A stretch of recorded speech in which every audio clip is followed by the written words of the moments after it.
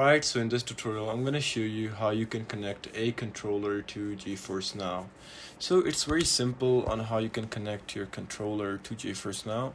First up, turn on your controller. If it's Bluetooth, just hold on the pairing button, and when it starts flashing, just on your PC, just go to your settings and then search a Bluetooth. And right over here you'll see add or Bluetooth or other devices. Just simply press on that. Right over here you'll see the option of everything else. It includes Xbox controllers with wireless adapters and more. So you just need to press right over here, and then it will search for the wireless device for itself.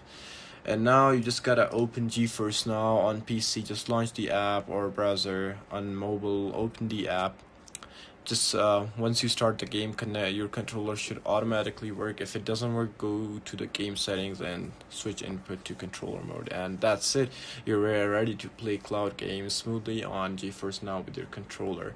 And I hope this tutorial actually helped you out. I'll see you soon next one. Until then, goodbye and peace.